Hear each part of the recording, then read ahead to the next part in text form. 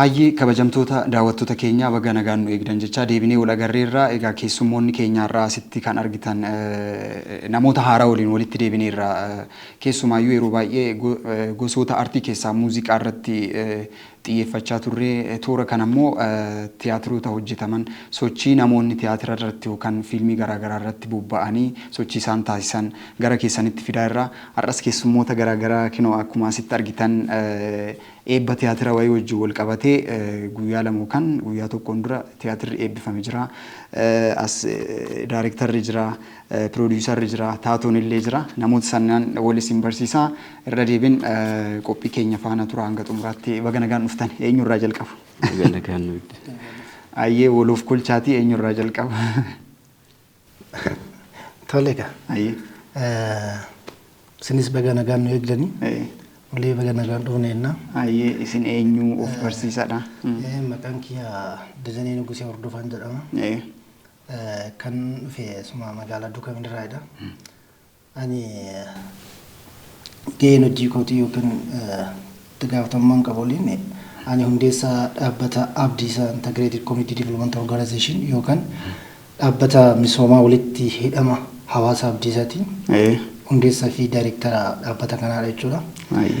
Gaa guyyaa kaleessaa dhaabbatni kootii fi dhaabbanni promooshinii bihaan aartii waliin ta'uudhaan guyyuma kaleessaa gaafa guyyaa 16 tiyaatira mata dureen isaa Araara Daandii Nagaa jedhu eebbisiifne. Eebba Araara Daandii Nagaa kanatti gaa maaltu si fide akkamitti dhuftanii maaliif qindeessitanii akkamitti waliin ta'uu dandeessanii kan jedhu gaafii hedduun ka'uu danda'a.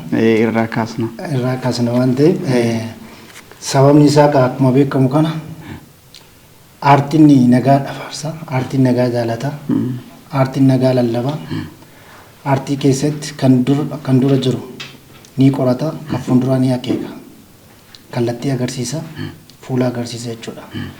Kana jechuun nus akka nama tokko tokkiin akka dhaabbataatti namoota dandeettii qaban ogummaa qaban beekumsa qaban walitti qindeessuudhaan dhaabbattoonni kun lamaan hojii aartii kan akka guddatuuf galma akka ga'uuf galma ga'uu bichaa osoo hin taane dhaloota haaraadhaaf waan gaarii hojjetamee waan gaariin akka darbu keessattiyyuu tokkummaa irratti jaalala irratti wal danda'u walii hubachuu waliif beekuu wal hirbuu wal bira dhaabbachuu keessatti waan hawaasa keenya keessa jiru afoolan kan darbaa dhufe barreeffaman kan darbaa dhufe isa qulqulluu isa dhokatee afillee qorachuudhaan akka hawaasa bira ga'u dhaloonni dhufu akka irraa baratuuf dhaabbanni kun dargaggoowwan qacaleewwan nukkee cinaa koo jiran kanaan kan yeroo baay'ee xiqqaate baatii 6 olitti dadhabame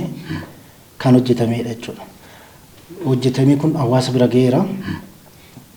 Hawaasa bira yoo ga'u kana hawaasni baay'inaan aartii keessatti manni keenya manni Oromoo keessattuu afaan Oromoo dhaga'u gara aartii kanatti jedhee duratti xiqqoo laafina qaba.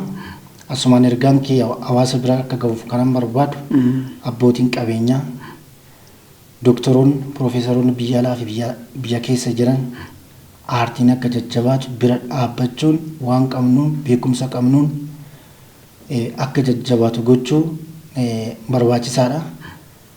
Akka mootummaattis aartiin akka jabaatu aartiin dhalootaaf akka dabarsuu danda'u baajata qaburraa aartii biyya keessa jiru jajjabeessuuf bira dhaabbachuun gahee mootummaas ni qaba jedhee tan amanaa. Aartiin gaa keessattuu akka Oromoon jedhutti aartiin dhukaasa Oromooti jedha qawwee Oromooti jedha. Oromoon gaa akkuma mammaaku gammachuusaa gaddasaa aartiidhaan ibsata. Aartiidhaan fakkeenyaaf sirbaan geelloodhaan geerarsaan kan ittiin ibsamu ni jira jechuudha. Kana maal jechuudha? Oromoon gaa lolee dafee bahee waraansa naqu balleessuun naqu quuqqaa garaasaa keessa jiru rakkoo garaasaa keessa jiru weelluudhaan ibsaa akka nama sanaaf galuuf akka deebi'uuf ni geerara gaafa geeraru waan isa tuttuqeetu jira hinima ittima in ibsa akka deebi'uuf dhuma soo ta'e olloleen beeku Oromoon ormaa fi immoo gaachana ta'a. Gaachanas ni ta'a abbaadhas haadhas. Waan hundaayyuu kan barsiisaa ture karaa artiitiin agarsiisaa ture. Uumamaan Oromoon artummaa ni qaba leenjii qofa osoo hin ta'in. Isa sanaan dabarsaafii ture barsiisaa ture. Har'aa asiin gaheera. Garuu nutu erga gurguddatee erga barannee waan keenya irraanfachaa jirra. Waan keenya irraanfachuu osoo hin taane jaalachuu qabna. Kan keenya jennee ofitti fudhachuu qabna. Gaariis haa ta'u badaas haa ta'u bakka badaa ta'e bakka sirriin ta'e beekaa fi hayyoolitti dhufee sirreessee gara sirriis gara barbaadamu sanarratti fiduun fi waliin deemuun kan keenya ta'uu hundumoo itti amanuu akka qabu abdiin qaba.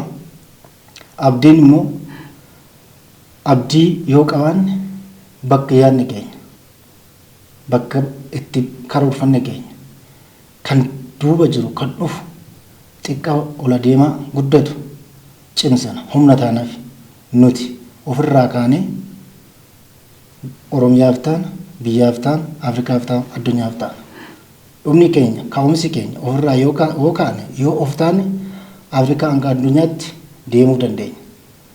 Addunyaan waan nuti ittiin kaanu waan nuti qopheeffannu waan qabnu kana yoo biraan keenya eenyu akka taane of beekuun barsiisuun ni danda'a. Ni danda'ama jennee yoo qabanne taasisuun ni danda'a. Ammas boros nuti yoo karoorsine yoo dhiyeessine yoo yaalle dhaloonni dhufnurraa fuudhee deema waan ta'eef inni guddaan olii galuu fi ol dhaga'uun ol hubachuun murteessaadha waan ta'eef aartiinis bifuma sanaan aartii akka urgaa'u qeen akka sabuu fi duudhaa ganamatti yoo urgaa'e tokko yoo ta'an omtu hin jiru aartiinis bifa sanaan yoo itti deeme kallattii kamiin yoo itti deeme aartii keessatti jaalalli akkuma dura kaase jaalalli jira tokkummaan jira walitti dhufeenyi jira waliif yaaduu fi walii na'uun jira wal hubachuun jira guddina biyyaa keessatti diinagdee keessatti jira jechuudha waan baay'een ibsamuu danda'a jechuudha aartii keessatti aartii gosa tokkoon qofa bicha kana jennee bira darbuu hin dandeenyu jechuudha kanaaf aartii bifa kanaan ibsa akka dhaabbata kootti immoo hojiin nuti hojjennu aartiidhaanis ibsamaa namoota harkoota qalleeyyii ta'an waan hojjennee argamu deemsnee gargaaraa barumsa baratu gara barumsaatti ogummaadhaan barachuu kan danda'u ogummaan baratee ogummaa sanaan akka itti cimu gochuu keessatti dhaabbanni keenya waggaa 3 erga hundaa'e waa hedduu hojjeteera harka qalleeyyiiwwan karaa namoota karaa jiran manguddoota dadhabaa qaama miidhamtoota dubartoota akkasumas namoota naannoo walitti bu'iinsa jiran irraa buqqa'aniif deeggarsa garaagaraa gochuudhaan bira dhaabbachuudhaan waan baay'ee hojjechaa jira ka'umsa irra jirra. Kanaaf egaa uummanni Oromoo biyya keessa jiruu fi biyya alaa jiru aartii bifam waliinis akkasumas dhaabbata abdiisaa waliinis ta'uudhaan waan deeggaruu danda'u waan bira dhaabbachuu danda'u ol bira dhaabbannee akka kaanu akka ol jajjabeessinu isaaniin jedha. Baay'ee bareeda. Gara dhaamsichaatti xumura irratti gara dhaamsichaatti dhufna. Dajaniin yaada gaarii nu kaastee humna aartiin qabu aartiin rasaasa caala akkuma jette immoo aartiin Oromoo waraabameen dhumu kana wal qabatee namoonni aartii yeroo baay'ee ni hojjetu gara sochii garaa garaa ni taasisu uummanni immoo jajjabeessuu irratti baay'ee hin baramne kun akkuma jette waan itti yaadamuu qabudha yaada gaarii naa kaastee mee immoo gara dargaggoota kanaatti hin deebi'a Birraa Guchii. Ati immoo baay'ee Dajaniin taayitilii diraamaa keechan san yookaan tiyaatira keechan san ibsu sirriitti naa kaase tiyaatirichuuyyuu Daandii Nagaa. Araara Daandii Nagaa. Taayitiliin isaatu yookaan mata dureen isaatu sirriitti kan bareedudha. Araara Daandii Nagaa. Ati immoo achirratti daayireektara. Akkam yeroo hangamii sitti fudhatee egaa xiqqoo tiyaatirri kun namoota baay'ee wajjin hojjetamu waan ta'eef obsa baay'ee gaafata. Daayireektara yeroo tokko immoo yoo aarii waan baay'ee godhas. Akkamitti ati araara daandii nagaa kanarratti maaltu si quunname maal keessa dabartee eessaa ga'ee jecha sinii ga'e? Yaa ta'u galatoomaay. Dursa akkuma isin himtaniirtu Birraa Guchiin jedhama. Achuma kanan jiraadhu magaalaa Bishooftuu keessa. Daarekterummaa kana osoo hin jalqabneen dura nuti dhaabbata bifaan aartii kana nama 8 ta'anitu hundeessine. Hundeessaa sana keessaa isa tokko jechuudha. Akka carraa ta'e ogummaa garaagaraatiin waan sana kan hundeessine. Kaameraamaaniin ni jira, shubbisaan ni jira, warri taatummaa irratti hojjetan ni jira. Warreen kana ta'anitu qindoofnee dhaabbata kana hundeessine. Isaan keessaa akka carraa ta'e mucaan tokko illee jira akka gargaaraa daayirektiraatti kan na gargaaraa jiru. Anaafis ijoollee kana taatummaa kan barsiisaa jiru. Osoo haala bareedaadhaan isa barsiisaa jirru guyyaa keessa Dajaneedha wal barre maaliif erga ogummaa akkanaa qabaattanii waan akkasaa hin beeku waan ta'eef nuti ogummaa dhabneetii miti. Beekas dhabneetii miti. Yeroo baay'ee nama bareeduus nama godhu kana dhabne waan ta'eef gara isiniin gargaara maaliif irratti hin hojjenne kan jedhu dhufanii nu jajjabeessanii sana booda waan sanatti galle jechuudha. Gama tiyaatiraatti yoo deebinu jalqabuma gaafuma maali waa'ee nageenya irratti hojjenna maal jennee tiyaatira araara daandii nagaa jedhamu keessumti keetuu nagaa wayiitiin namatti dhufa. Mata dureeyyuu baay'ee jaalanne kuni wal nama mari'achiisituma seenuu malee. Araara immoo namni kamiyyuu nagaa immoo hin barbaada. Osoo kan beekee dubbatu fi dhaga'u ta'e bineensi bosonaatu hin barbaada jedhee tayyaadha jechuudha. Ispeeshaalii yeroo amma keessa jirru kanatti maaloo hin jiraman. Karaa taatuu fi daayirektiraatti gaafa dhufnu namni yookiin daayirektii godhee beeku yookiin aartii keessa jiru yookiin taatoo ta'ee beeku hin beeka waan isaa maal akka ta'e har'a ergan hirriba galee rafee ka'ee xinnoo fuulli nama gaallise duraan diiman ture. Aarsa daayirektiin kun xiqqoo daayirektiingiin kun baay'ee aarsaa nama kaffalchiisa.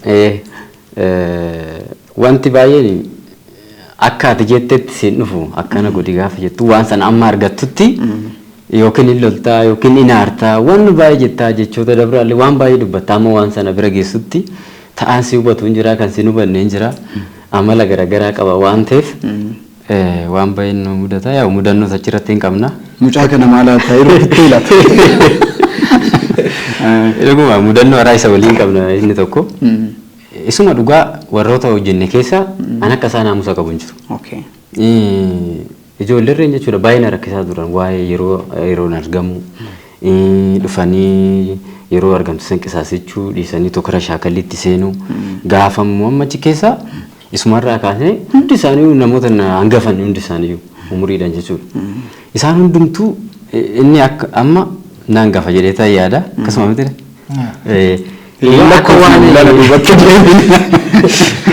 Akka waan ijoollee naa gadiitti isuma dhugaa baay'ee ogummaa kana beeka waan ta'eef baay'ee naa buumamee maal jedhaa.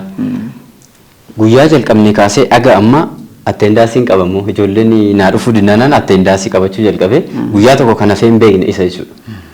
Kan baay'ee nama kunis badoodha maaloon amala garaagaraa qabanii osoo hin taane akka carraa ta'een mucaa eenyusa mucaa adii tottooba jedhama miidiyaa irratti waa qofa wajjin kan hojjetu tokko mucaa adii sana nu keessa jira.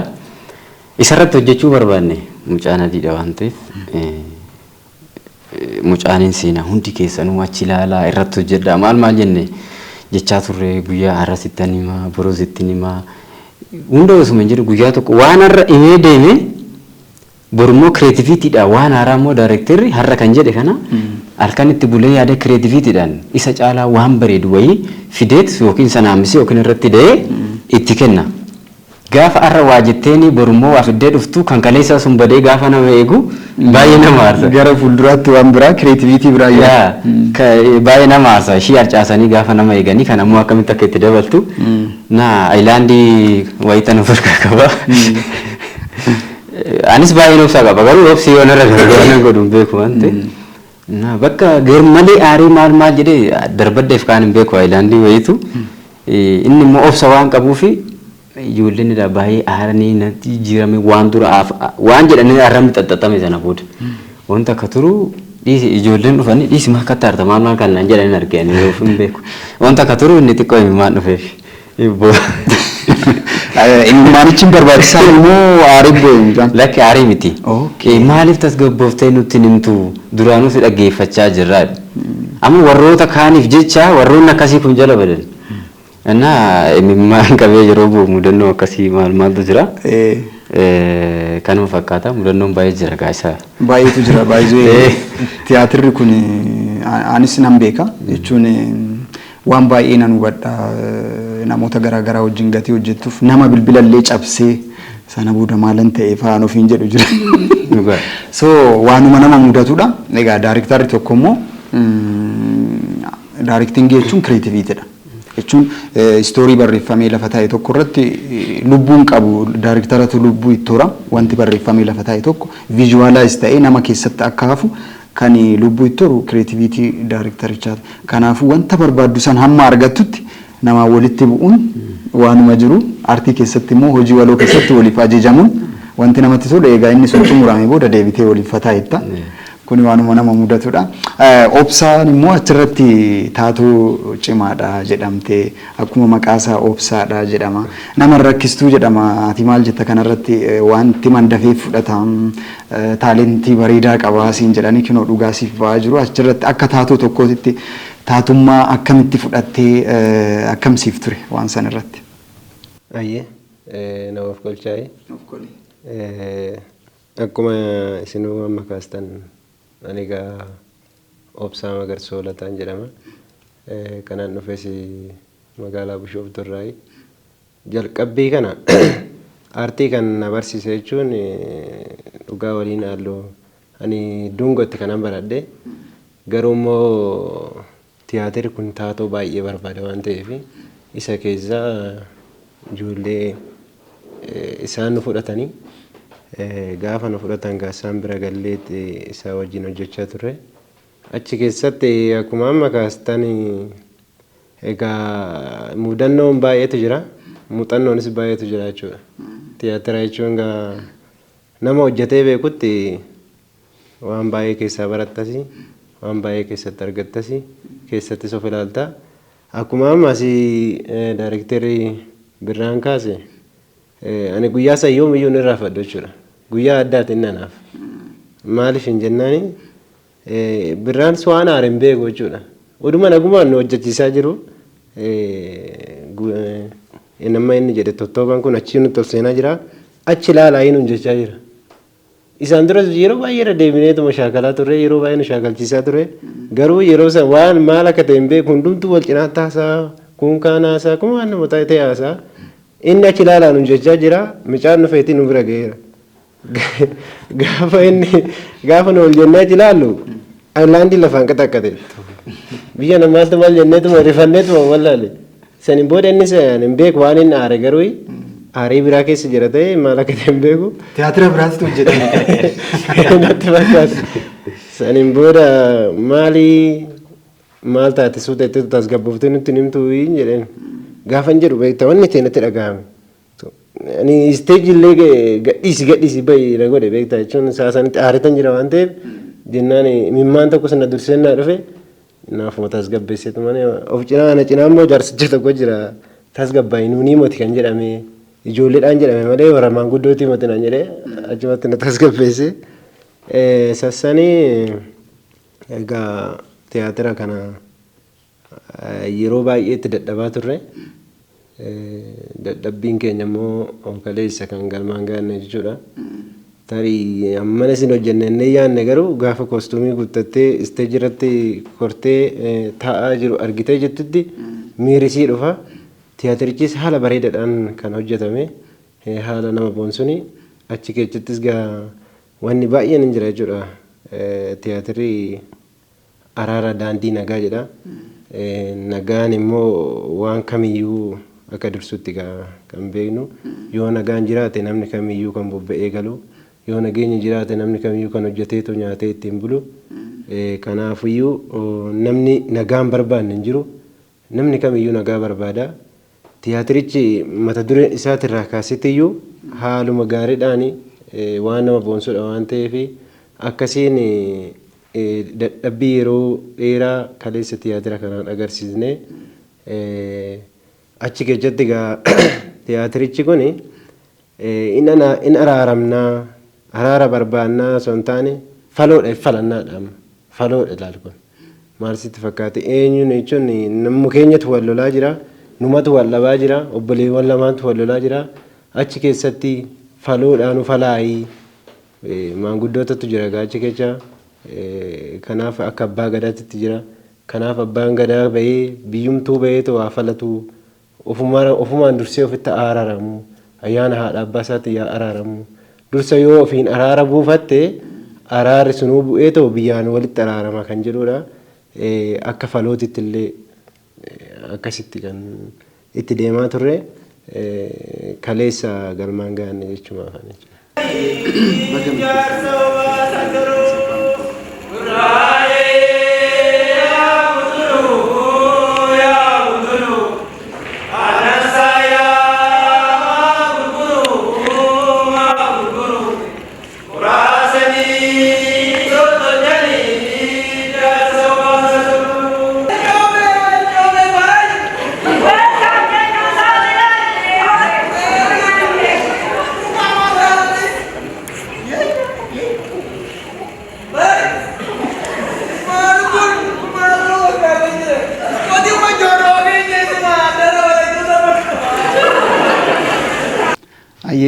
Baga milkooftan gaa tiyaatirri waan salphaa miti wanti isaa hunduu xumuramee isteejii irratti arguun aawudensii yookaan daawwattoota biraan ga'uun baay'ee waan ulfaataadha keessumaayyuu waa'ee aadaa fi duudhaa kanarratti waa'ee araara irratti yeroo hojjettu waan baay'ee humna baay'ee barbaada namoota garaagaraa waliin hojjetta baay'ee tiyaatirri araara daandii nagaa jedhu kun namoota baay'ee akka of keessatti qabatullee akkanumatti tilmaamuun ni danda'ama.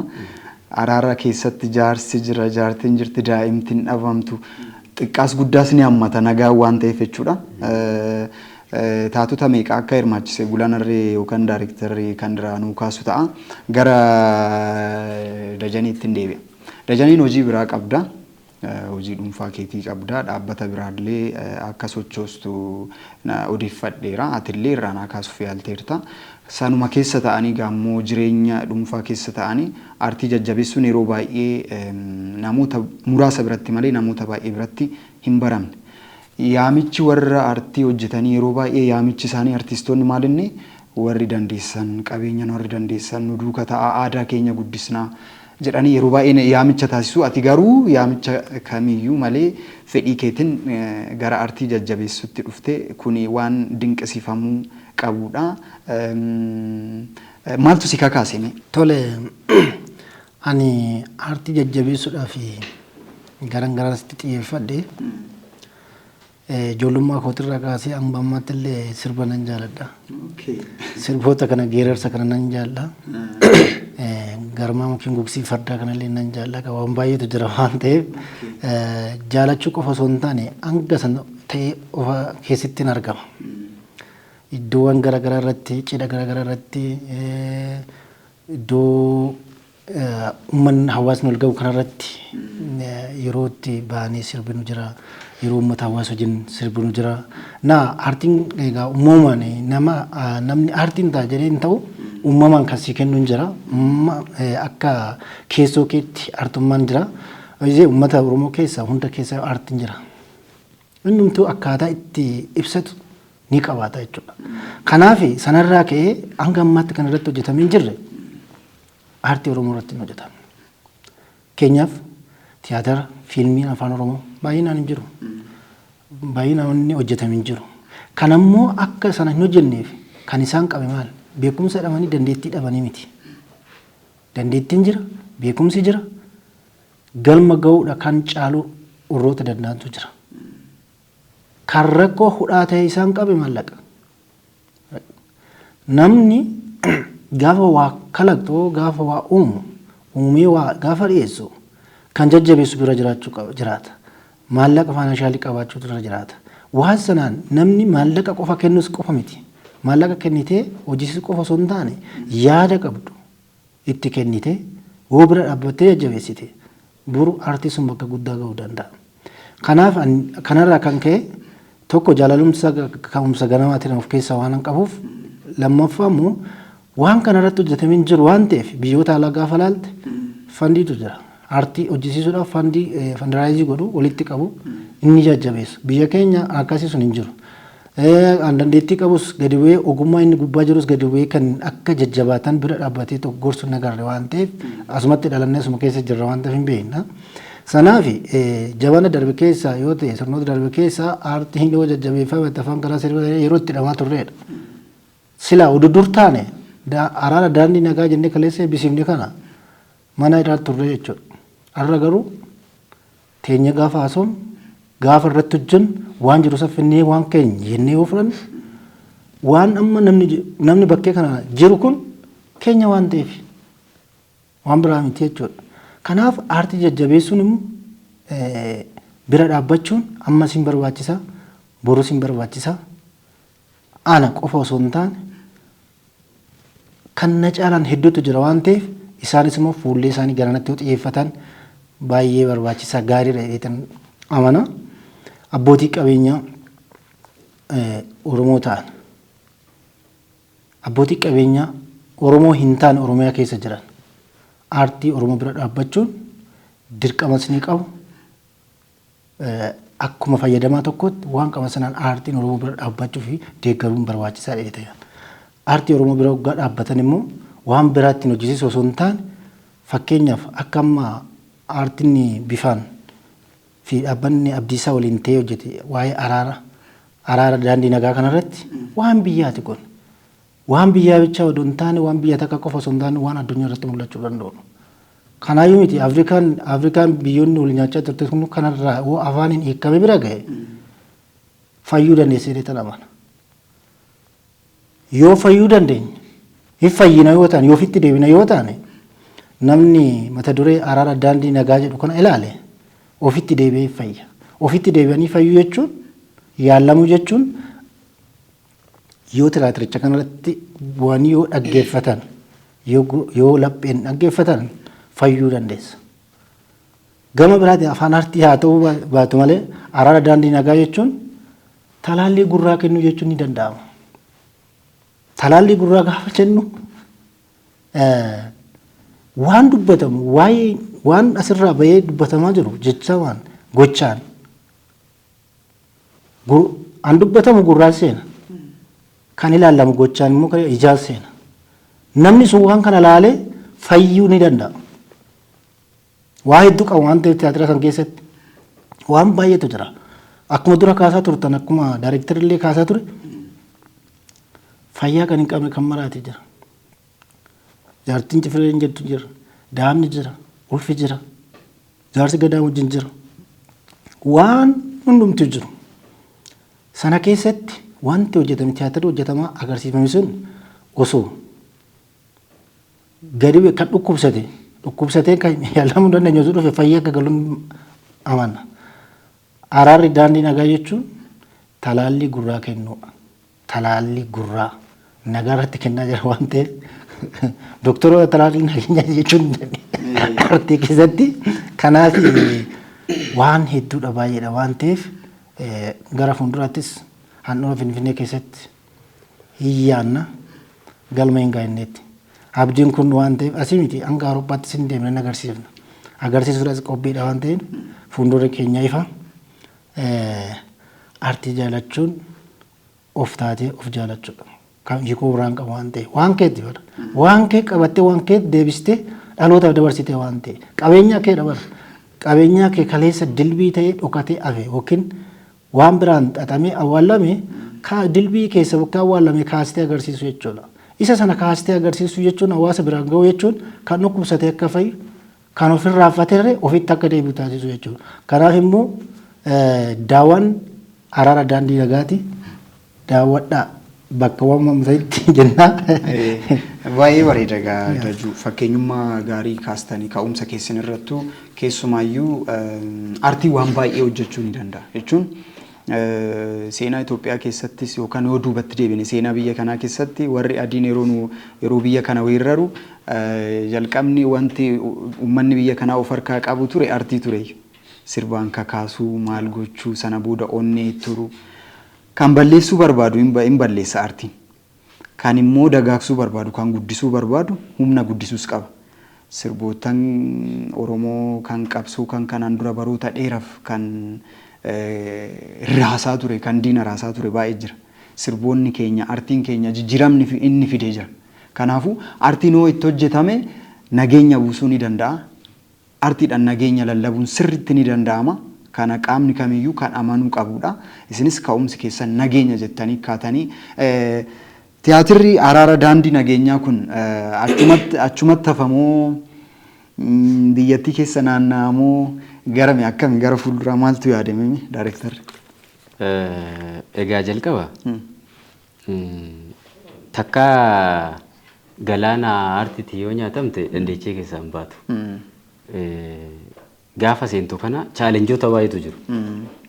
Namni galaana isaatiin nyaatame yookiin fudhatame rakkinni isaa jiraatu chaalenjiin garaagaraa yoo jiraate innumatti deema. Garuu akkasumatti namni deemeef kan deemuu fi akkasumatti kan deemamu yoo ta'e waan kanaa walitti hin dhufu jechuudha. Nuti ilaa maal jedhanii jibicha gaafa leenjisanii sababni leenjisaniif maalidhaa? Qotee callaa yookiin midhaan sana galchee uummata isaa yookiin warra waan sana leenjise sana beela baasuudha miti. Nuti akka eeffana sanaati jechuudha yookiin immoo jibicha sanaati. Takkaa leenjifamnee leenjiin keenya maalidhaa? Bakka lafa sana akka nama qotee waan sana akka bifa gaariin qotee namoonni immoo sanaan qotaniitu beela itti ba'u mitire uummata keenya dheebuu yookiin beela garaagaraa qabu waan ta'eef isa baasuudha jechuudha. Innis maalidha yoo jenne isuma dhugaa dubbachuudha fi dachee diriirtee jirtu tanarra osoo nagaan jiraatee jaalalli jiraate namni wal ajjeesu hin jiru, rakkataan hin jiraatu, hiyyeessi hin jiraatu, wal tuffachuun hin jiraatu, hundi isaayyuu wal qixa. Yoo xiqqaate namni ilaalcha fi yaada beekumsaan illee aga tokko wal taraa malee. Kanaaf waan hunduma isaa jalqaba waa godhuudhaan dura nagaan barbaachisaadha. Nagaan yoo hin jiraanne nuti achi kaanee as dhufnee iddoo kanatti haasa'uu hin dandeenyu. Rafnee ka'uu hin dandeenyu.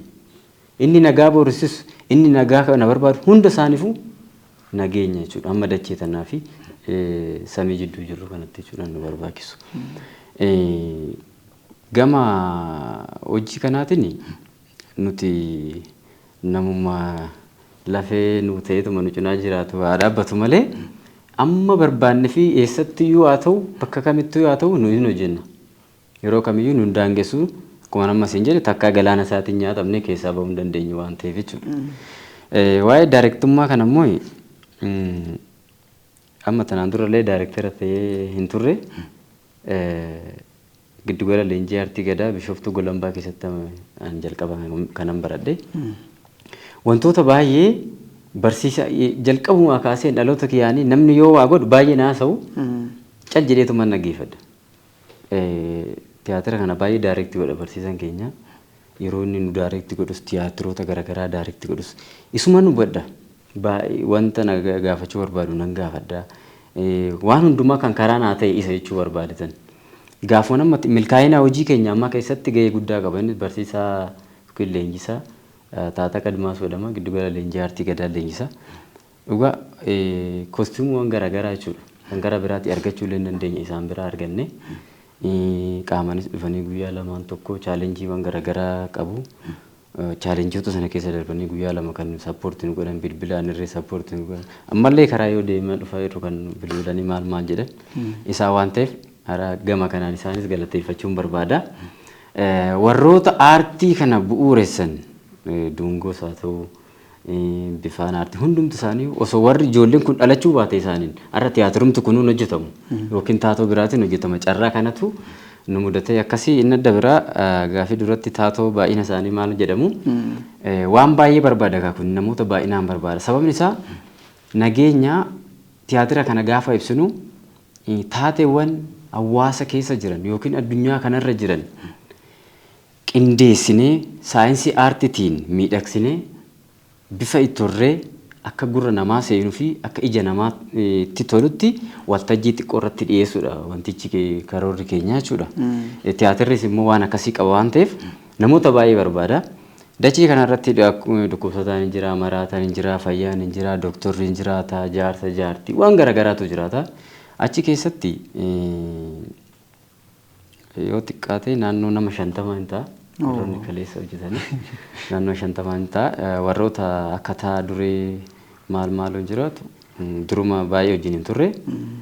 Taphatas immoo warri seenan isin jijjiiru wantoota salphaayi. Intini meeqatti qoqqoodame? Isin mul'ata. Mul'ata naannoo mul'ata 4 waan akkasii qaba. Konkuluushinii isaa yookiin mul'ata dhumaa sana xiqqoo hin bal'isne guduunfaa waan sanii waan taateefi. Achi keessatti miseensi gadaa 5 hin jira, maanguddoon biyyaa hin jira, haati siiqqee hin jirti, daa'imti kichuun hin jiraatti, niitiin ulfaa hin jiraata, maraataan hin jira, qaroo dhabeessi hin jira, waan baay'eetu jira.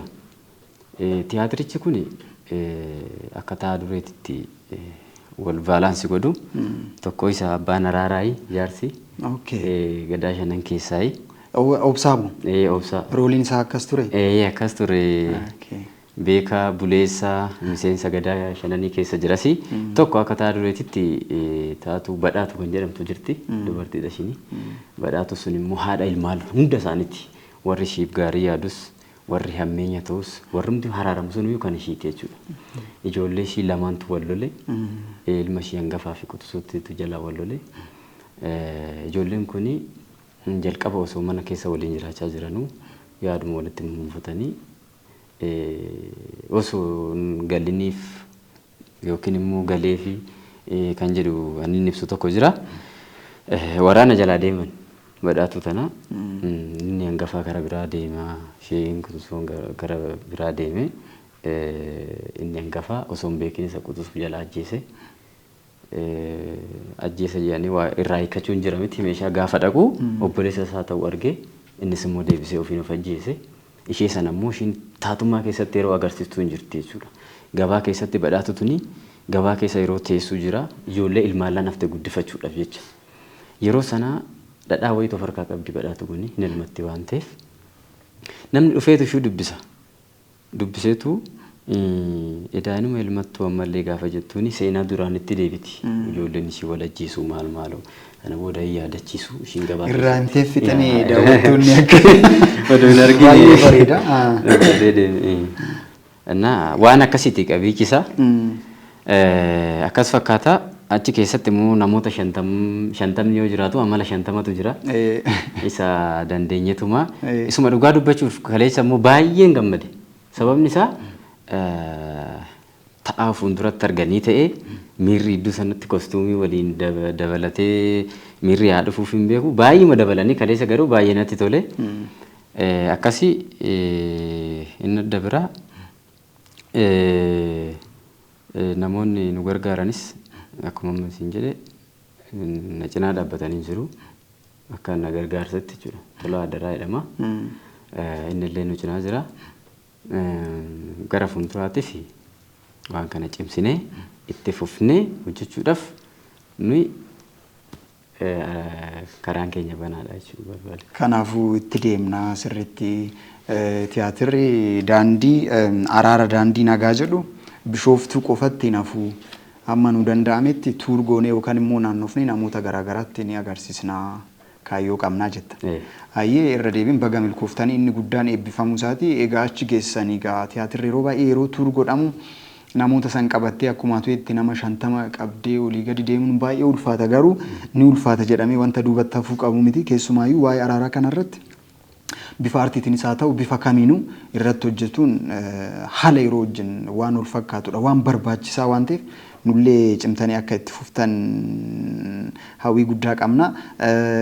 Obsaadhaaf carraa tokko kennee tanan sana booda immoo dajaneen cufiinsa nu taasisa. Kabajamtoota daawwattoota keenya qophii gaarii akka waliin taasisaa jirru ni amanna.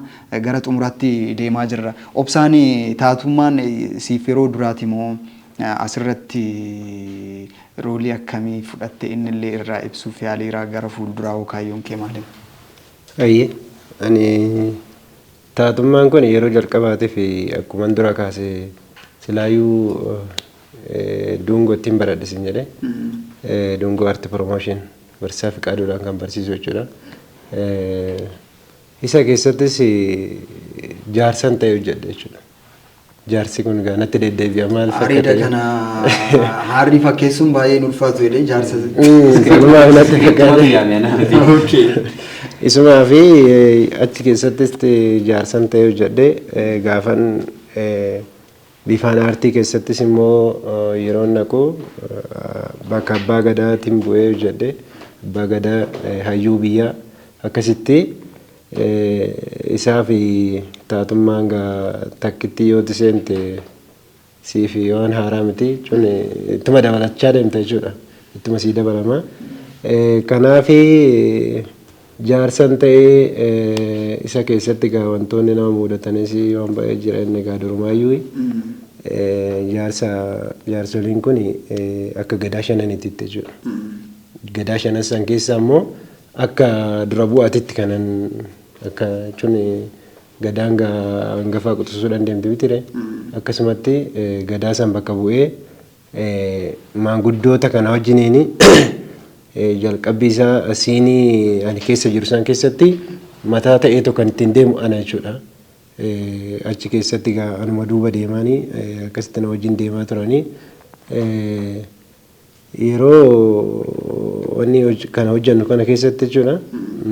Wanni achi keessatti si mudatu gaan jira mitiree. Kaaraaktarii keessaa fa'aa ba'uun hin jiru. Amma kaaraakteriin sii kenname ati dargaggeessa yeroo jaarsi sii kennamu sagaleedhaan si rakkisni. Kana kana fa'aadha jechuun ani yeroon diyaaloogii fa'aa dogoggoree wal jala dabarsu fa'aatu jira. Yeroo tokko tokko fa'aa beektaa hin jira mitiree ani waan nama tokko tokko si kofalchiisee fa'aa yeroo jaarsi tokko na dubata beekte baay'ee nama kofalchiisa jaarsichi suni shimee jedhama. Haasan isaa nama kofalchiisa normaal akkasumatti iyyuu yeroo jaarsuma hin taane yookiin gadi baanu haasumti isaatu na kofalchiisa. Bakki inni ka'ee ta'u lolu tokkotti jira jechuudha. Bakki sanitti yeroo dhufee ta'u bakka saamtota tokko jira isaan rukutuu dhagaatu nama wayii irratti lafa dhahee ta'u yeroo san kolfi wayii naa dhufee waan immoo godhu dhabeen akkuma ta'ee ta'u sirreeffadhe sansaffaatu jira kalecha kanuma kanarra turre jechumaaf gaa.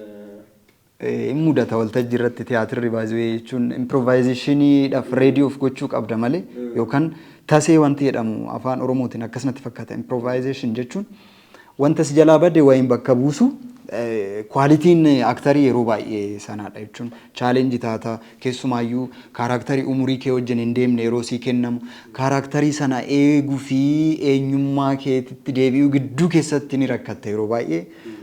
Steejiin sagalee guddaa barbaada chaalenjii qaba taatummaa jechuun ta'uu jechuudha. Amantee amansiisuuf yaadutu sirraa eegama chaalenjii guddaa qaba gara fuuldura taatummaadhumaan itti fufuu barbaada jechuudha cimtee. Nani gara fuulduraatti yoomiyyuu aartii keessaan bahu aartii baay'een jaalladha waan ta'eef aartii jechuun gasilaa ooltee bultee saba tokkooti namni kamiyyuu aartiidhaan gargar bahee jiraachuun hin danda'u aartumaan jiraata waan ta'eef ani kana keessaas hin bahu ittumaanan deemaa ittumaanan fufaa ittumaanan jiraadhaan jedhaan ittumaan jiraachuun barbaadas waan ta'eef aartii keessa bahuun barbaadu taatummaa ittiin jiraadha waan ta'eef jechuudha.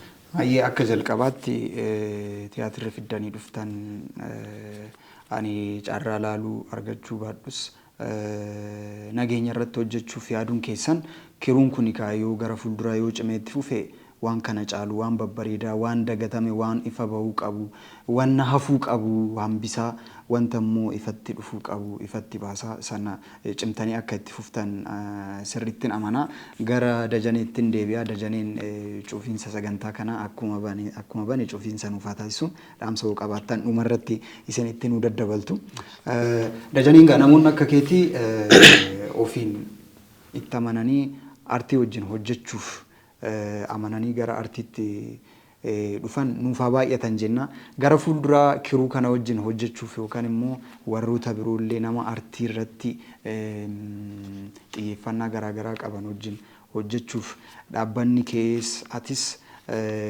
gara fuulduraa maal yaadda? Tole akkuma amma kun jalqaba haa ta'u malee hanga xumuraatti ni deemna.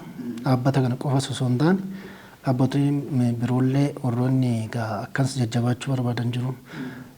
Ogummaa warreen qabatanii bakka yaadan gahuu dadhaban jiru. Isaan kana jajjabeessuun itti fufa. Kana akkamitti itti fufa kan jedhu sana qabeenyi keenya nuti qabeenya qabnu uummata Oromoo qabna malee qabeenya hin qabnu. Uummanni Oromoo miliyoona 70 jira. Aartiidhaaf jedhee bakkuma jirurra shilingii yookaan saantima 50 oduu darbe meeqa akka dhufu hin beeka waan ta'eef kanaaf tokko pilaatfooramiin tokko kan inni qopheesse fandii biyya alaatiin walitti qabudha. Fandiraayizii qopheesseera karaa aartiitiin karaa namoota harka qalleeyyii barnootaan fayyaan qonna irratti jijjiirama qilleensa irratti qopheesseetiin jira. Namoonni biyya keessaa fi biyya alaa jiraatan akkaawuntiin illee maxxanfamee jira. Hojii kana jajjabeessuudha, hojii kana hojjechuudhaaf. Hojii aartii kana qofa osoo hin taane hojiiwwan naannoo keenya keessatti barbaachisan kan hojjetamuu qabu. Barnoota irratti, fayyaa irratti xiyyeeffatamuu, qonna irratti xiyyeeffatamuu qabu. Jira waan ta'e karaa pilaatfooramiitiin namoonni biyya keessa biyya alaa jiran faranjoota irree dabalee jechuudha. Afaan isaaniif galuun qophaa'ee jira. Sun yoo xiqqaate weebsaayitiin isaa xumuramee ji'a tokko reef gallakkifamee jira jechuudha. Sana duratti garuu kan ittiin gargaaraa turanii abbootii qabeenyaa naannoo keenya jiran xalaa adda addaa barreessee gaafachuudhaan walitti qabuudhaan bakka rakkoowwan jira san deemee gargaaraa kan turedha. Akkasumas immoo aartiillee kana gargaaruudhaaf akkasuma namoota irraa walitti qabee kanaan fiduu jechuudha. Dhugaadhaaf yoo ta'e wanti addatti oomisha yookiin waa gurguree bu'aa irraa buufadhee fidee isaan gargaariin jiru waan ta'eef deemee abbootuma qabeenyaa naannoo keenya keessa jiranirraa kan walitti qabamee isaan waan kan akka hojjetamu kan gochaa ture. Ammas immoo akkuma dura si kaase uummata qabna qabeenyi keenya uummata nus uummataaf jiraanna uummanni kan keenya waan ta'eef kanaaf waan qabanirraa ammas aartiiwwan bira akka dhaabbatan akka gargaaran akka jajjabeessanii jira. Keessattuu dhaabbileen misoomaa naannoo fi biyya keessa jiran kan dhuunfaa warshaaleen dhuunfaa naannoo keessa jiran jajjabeessuu akka qaban maallaqa irra yoo dhaban yaadan bira dhaabbachuu akka qabaniin jedha. Akkasumas keessattuu immoo akka biyyoolessaatti waajjirri yookiin biiroon aadaa fi turizimii Oromiyaan kan federaalaa aanaa magaalaa bakkeewwan jiranitti bajata qabanirra waan qaban waan aadaa keessatti guddisuu qaban irratti aartiiwwan jajjabeeffamuu qaban kana akka jajjabeessuu qaban akka bira dhaabbachuu qaban jedha. Gamanumaan karaa dhaabbata misoomaa walitti hidhama hawaasa abdiisaa yookiin Abdiisaa Integrated Community Development Organization miseensa ta'uu warri barbaadan karaa weebsaayitii jiruutiin Abdiisaa ICDO jedhaati galaadha. Miseensas ta'aadha. Deeggaraadha. Akkasumas immoo miseensummaaf maaltu barbaachisa? Miseensummaa kan barbaachisu maqaa guutuudha, waraqaa eenyummaadha. Sanaaf kaffaltii miseensummaa jira jechuudha. Kaffaltii miseensummaa achirra taa'ee jira jechuudha. Waan lammii biyya alaa yoo ta'e, biyya keessaa yoo ta'e waan godhamuu qabu sun jira. Isa sana achumarra daatan wanni isaa jira, foormni isaa jira waan ta'e achumarratti guutanii miseensa ta'uu ni danda'ama. Kun miseensa ta'uu jechuun waan hojjetamu sana jajjabeessuu jechuudha. Waggaatti waan kaffalamuu qabu sana achirraa kaffalame yoo birrii tokko ta'e birriin tokko sun namoota miseensa ta'e kana yoo walitti dhufe waan tokko hojjetee agarsiisa waan ta'eef nu hordofaa jenna. Waan hojjennu immoo waan galmaan geenye karaa weebsaayitii keenyaan karaa sooshaal miidiyaa keenyaatiin ni maxxansina. Akkasumas immoo akkuma carraa irraa argannee dhufne kana immoo miidiyaaleen nu affeeran biratti illee akka simbira gogoona. Kanaaf nu faana taa'aa nu jajjabeessaa jenna. Artii bifaan piroomooshinii artii bifaan kanallee bakka jirutti weebsaayitii qaban isaanillee bira nu dhaabbadha jenna. Akka artiitti artiin Oromoo guddachuu akka qabu galma ga'uu akka qabu artistoonni bilooyiin ogeessoon beektoon hayyoon jirtan akka biyyaattis akka naannottis akka Afrikaattis akka addunyaattis akka galma ga'u bakka jirtanii wal tumsaadhaa wal jajjabeessadhaa wal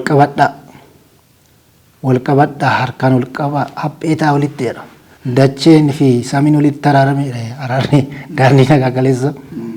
Kanaaf dachee fi samiin gaafa walitti taraarame hundatu walitti taraarama. Samii fi dachee yoo adda dheechite hundata dabee fi kophaa kaata. Maraataan gabaa marsee jedhe. Marsiin bara keessa deemee ilaalaa jiran. Namichi maraate namichi kafa nagate. Kanaaf namni daandii haraaraa kana arge haraara daandii nagaa kana arge akkuma dura kaasee nama fayyeedha nama wal'aanameedha nama yaaddoo fi shakkii keessaa baheedha nama gammachuun bara baraan jiraatudha. Kanaaf hundi keessanuu yeroo qophaa'utti bakka beeksifni bahee mul'atutti nu faana taasisaniin jenna nu jajjabeessadha ulfaadha kabajama. Hayyee galatoomii waan gaarii nuuf kaaste dhumarratti carraa dhaamsaa itti dabarfattan isiniifan kenna. Tiyaatira bifa baay'ee appilaayid tiyaatira wanti jedhamu jira akkuma Dajaneen dura kaasee amma waa'ee baay'ee irratti hojjechuu barbaanna jetteerta. Waa'een nageenyaa jira, waa'een diinagdee jira, waan baay'eetu jira hawaasa kana keessa hawaasummaa yoo kaasne ka'een dhumu. Appilaayid tiyaatiriin kun namoota muraasan nama 4 yookaan nama 5 baabura keessatti, konkolaataa keessatti, hoteela keessatti waan hojjetamu jira. Jechuun waan ta'e barsiisuuf yeroo koronaa san warri adiin tiyaatira fayyadamanii yookaan shoortii muuvii fa'aa fayyadamanii uummata isaanii waan baay'ee barsiisaa turan. So artiidha waan baay'ee hojjechuun ni danda'ama. Kaka'umsi keessaa baay'ee namatti tola. Sooshaal laayifii kana keessatti waan baay'eetu jira. Hawaasummaa kana keessatti rakkinaalee hanqinaalee baay'eetu jira. Dammaqsuudhaaf irratti hojjechuudhaaf artiin the best option jedhee tanan yookaan immoo optionii isa bal'aa fi isa guddaa isa bareedaadha. Qalbeeffachiisuu irratti waan baay'ee ittiin hojjechuun ni danda'ama. Onneedhuma kanaan itti fufaadha. Obsaa fi birraan xumura irratti yoo dhaamsa yookaan wanti dabaluu barbaadan yoo jiraate. Wanti jechuu barbaadu nuti gana reefu daandii deemaa jirra. Reefu kaane gana fagaanna. Wanti nu jalqabneenis immoo waan bareedan jalqabne. Waan baay'ee hojjechuudhaan dura dhaamsa dhaammanne dhaamsi keenya nagaadha. Waan baay'ee hojjechuudhaan dura nagaatu barbaachisa waan ta'eef bifa saniin wal keessa nu dhufe waan ta'eef nagaa dhaammanneerra falootu nu barbaachisa. Baay'ee tiyaatiricha hin argitu waan ta'eef alagaa miti wantichi araara jedhamee haa jiraatu malee faloodha wantichisaa. Kanaaf falooni obboleessa yookiin gosti gaafa wal ajjeesu eenyu akka gumaa kaffalu eenyu akka gumaa nyaatu waliin beektu hin kaffalamus hin nyaatamus. Kanaaf waan kanaaf wanni kun taatee yookiin immoo safuu uumaa dabuu cabuu hin jirreen uumamu waaqni kana kan hin jaalanne dacheen kan hin jaalannedha wantichi. Kanaaf faloo akkasii sana taateen akkasii hin jira. Kanaaf haa falannu jedhameetu tiyaatira sana keessa jira waan ta'eef faloo falannee kaane jechuudha. Faloo sana falannee waaqni nu dhagayeera jenneetu maamanna. Falannee yookaan kaleessa waaqni roobe. Kanaaf falannee irraa takka jennee nagaa keenya dhaammannee kaane akka fiixa baanu immoo waaqarraa isa abdii qabna. kan kana caaluu hin hojjenne jechuu barbaadetanii gama biraatiin immoo biyya keenya keessatti tiyaatirri baay'ee hunda keessa baay'ee beekamaa miti. Amma fakkeenyaaf ijoolluma wajjin deemnu keessa eebba tiyaatira akkasii qabna nan tiyaatirri maa inni jedhu hundumtuu jechuudha. Kanaaf maal akka ta'e iyyuu hin beekani hin baramne. Inni barames iyyuu sirriitti hojjetamee ifa ba'an jiru. Lammaffaa hanqina gama fiilmiitiinis hin jiraata biyya keenya keessa jechuudha. Yoo xiqqaa ta'e weelluuwwan garaagaraa shubbisa aga tokko xiqqoo kan jiru waan ta'eef fiilmii fi tiyaatirri baay'ee duubatti hafa waan ta'eef namoonni waan akkasii sappoortii gochuu danda'a humnaanis qabeenyanis kan iskiriiptii barreessu iskiriiptii kennuudhaan daayirektii gochuu danda'u daayirektii gochuudhaan kallattii garaagaraatiin namni tokko yoo waan kana kan hojjetu ta'e dhaamsa qabu hundumaa gama sanaan dabarfachuu danda'a. Namni yaada isaa ittiin jijjiirrachuu danda'a. Amma akkuma obbo Dajaneen jedhee namoonni tiyaatira kana ilaalanii yaada sammuu isaanii maal akka ta'e of gulaalanii achi keessatti of argatanis jiraachuu danda'u. Ergaa qaba waan ta'eef nama itti dhimmamee ilaaleef jechuudha. Innaa bifa saniif tiyaatira irratti sirriitti xiyyeeffamee osoo hojjetame fiilmiiwwan garaagaraa irratti osoo hojjetame baay'ee fedhii guddaa qabna nus kaka'umsa guddaa qabna nama nu jajjabeessuun barbaanna nama daayirektarummaan nan danda'a jedheetumaan ka'ee wanni dadhabamee jiru gaafa hin hojjenna jedhanii yeroo jalqabaatiif kana hojjedhe malee ani taatodha tiyaatira keessattis kan hojjedhe nan qaba. Short muuviinis kan hojjenne hin jirra. Akkasumas immoo ijoollee akka barsiisu leenjisu barsiisaa keenya cinaatti barsiisaa jalqabana barsiisa cinaatti waggaa 2 ijoollee barsiisnee barsiisaa kiyya wajjin kan eebbisnee hin qabna. Keessa bubbulee. Baay'ee miti garuu waan akkasiiti fedhuma waan qabnuuf jechuudha waan sana keessa bubbulee waan ta'eef taatodhas daayirektarummaa hojjenne waan ta'eef kanaaf nu jajjabeessanii maaltu nu mudate gaafa kaanu chaalenjiiwwan baay'eetu nu mudate isaan keessaa waajjira barnoota kutaa magaalaa Duukan baay'een galateeffadha mana barumsa Odaa Nabee waliin jechuudha bakka itti leenjisnu dhabne ijoollee kana walitti qabne dura iddoo wayii nu kenname achi nu baasanii ijoollee fudhannee gara itti deemnu dhabne kaane mana barumsa Odaa Nabee dhaqne daayirektara dubbisne waajjira barnoota waliin addaraashin kan hojjetame waajjira barnoota gaafa dhaqnu dhugaa dubbachuu baay'ee nu keessummeessanii jabaadhaa waan hin taane keessa galtanii yookiin waan biraan seenaa malee aartii keessan jajjabeessaa duudhaalee safuu safeeffannaa hawaasa keessa jiru hunda isaayyuu baasaa mul'isaa nu isin deeggarra kan jedhan mana barumsa Odaa Nabee waliin ta'anii galma sanbilisaanii nu eeyyamanii gamanumaan isaan baay'een galateeffadha tokko tokko walirraa qollifatu sin jira anatu akkanaasitu akkasii kan jedhu tokko sin jira akkas osoo hin taane oduu qindoomaniituma hojjetanii walii galanii oduu hojjetanii baay'ee natti tola. Dhaamsi ani qabu kana waliin hojjennu kaaneerraa mudhii keenya jabeeffannee kanan jedha. Sinis galatooma jajjabaadha isiniin jenna. Dhaamsa xumuraa gabaabsitee wanti nu dabaltu jira obsaan sa'aatiin keenya deemaa jira wanti akkuma isaanii wanti dhaammachuu barbaaddu jiraate caarraa.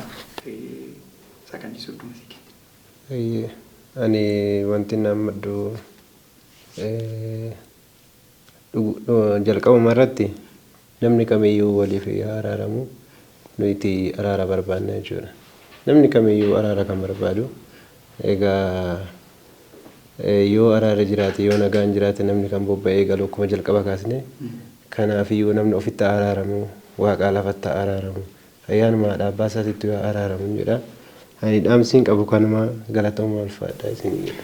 Isinillee Bishooftuurraa kaatanii istiidiyoo keenyatti argamtanii waa'ee tiyaatira keessanii akkasumas immoo karoora keessan kan fuulduraa asitti irraa haasa'uu keenyaaf baay'ee itti gammadeera. Maqaa miidiyaa keenyaa fi maqaa daawwattootatiin guddaa isin galateeffachuun barbaada.